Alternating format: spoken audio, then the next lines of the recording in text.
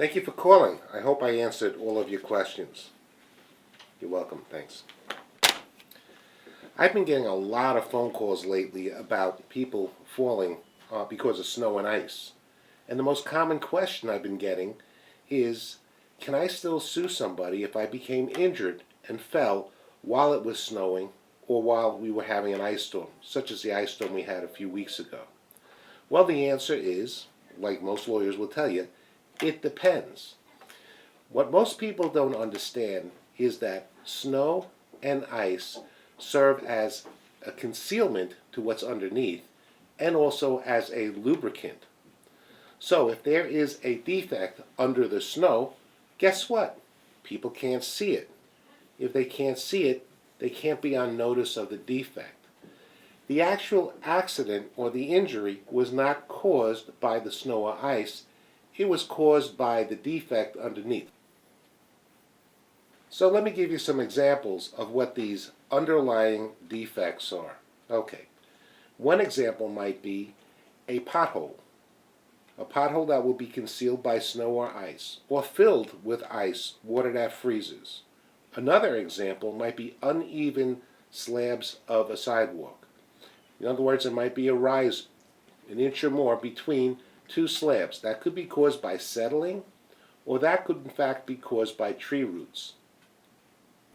Another potential defect that we look out for is water runoff because of uneven grading, or more significantly, because of a downspout that has not been drained to the street.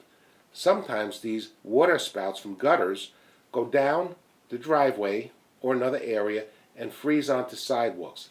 That's not appropriate, and that can cause somebody to suffer a very serious injury. We also like to check the lighting around the area. If the accident occurred during the evening hours, then there should be adequate lighting. Now, certain accidents only occur on stairways, and there are special rules with regard to stairways. Now, steps are supposed to be of an even height, that's called the risers, and they're also supposed to be only slightly pitched forward so that water will run off. If it's pitched too far forward, that creates a slipping hazard. Now with stairs, there is a special safety device that we all are familiar with. That's called handrails. Handrails are required by the codes if there is more than 2 steps. Now each state has slightly different codes, but for the most part, they're BOCA codes, B-O-C-A codes. These codes tell us exactly how steps need to be designed, how the stairs have to be installed, and what kind of handrails are required.